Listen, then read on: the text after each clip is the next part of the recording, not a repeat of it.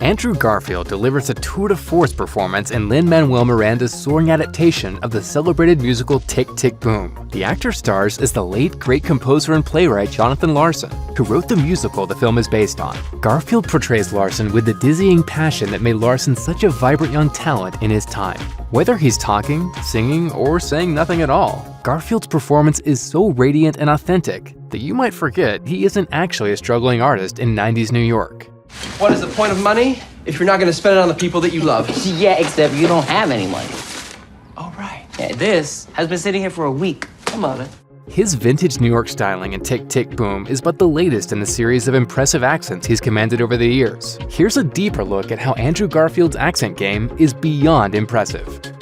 Garfield was born in Los Angeles to an American father and a British mother, but his family moved to England when he was just 3 years old. Growing up in the Surrey area, he adopted the regional dialect of the area, but since his father still spoke with an American accent, he got to hear the tones and textures of that dialect all of his life. Last time you did the laundry, you turned everything blue and red. That was a mistake. Yeah. 'Cause I was washing the American flag. His skill at seamlessly navigating an American accent has certainly paid off in his career. His nuanced dialects come through in many of the performances that helped establish him as a must-watch actor. In Robert Redford's Lions for Lambs and the twisted conspiracy tale Under the Silver Lake, he adopts a clipped, articulate LA timbre, and his searing performance in 99 Homes sees him settle into a softer blue-collar inflection as a beleaguered construction worker in Florida.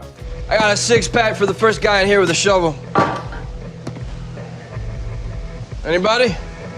At the same time, he's also had no trouble returning to his own British sound for his impressive performances in other films, ranging from his scrappy back alley Londoner in The Imaginarium of Dr. Parnassus to more polished and aristocratic accents in Never Let Me Go and Breathe. This is all it is. Is this the point of it? You're just kind of undulating for fun. Garfield also has an incredible ability to pick up on some very specific regional and national accents. For his game-changing superhero role as Peter Parker in the Amazing Spider-Man films, for example, he and his dialect coach Liz Himmelstein consulted with high school students in Queens, New York, to become even more familiar with a local lingo in both tone and delivery. You know, in the future, if you're gonna steal cars, don't dress like a car thief, man. What are you? You a cop? Really? Meanwhile, Garfield's gift for gabbing in a southern accent is also well documented, tracing back to some of his earliest screen moments guest starring in Doctor Who.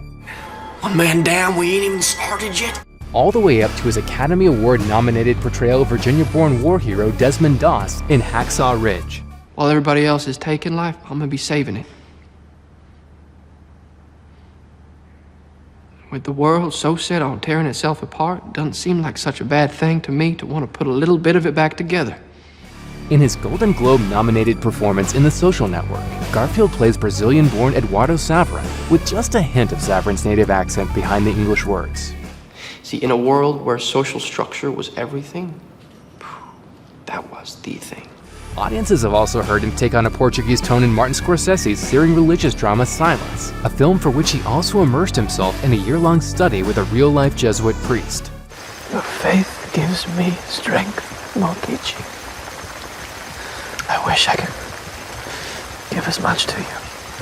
Most recently, Garfield took on the challenge of portraying famous televangelist Jim Bakker in the new biopic drama The Eyes of Tammy Faye. In a conversation hosted by Facebook, Garfield revealed that capturing Bakker's Midwestern sound was a unique challenge for him, saying, "I knew it would be a long road to get it feeling natural.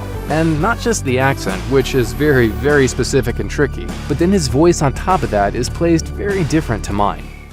Oh, praise Jesus and praise you!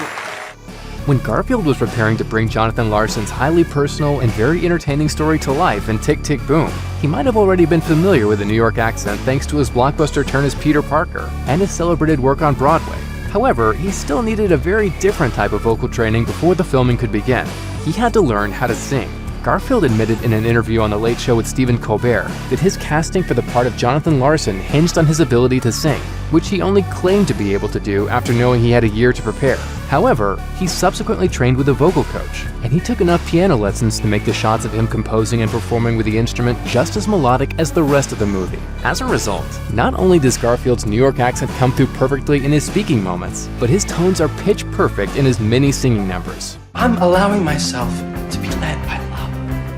No doubt, we'll hear a lot more from Garfield as his career continues to flourish. But considering all he's accomplished already, it's clear that this is one actor who's definitely found his voice. Thanks for watching. Click the links in our video to watch more from Netflix Film Club. Subscribe to our YouTube channel to get the latest exclusive videos. Plus, hit the bell so you don't miss a single one.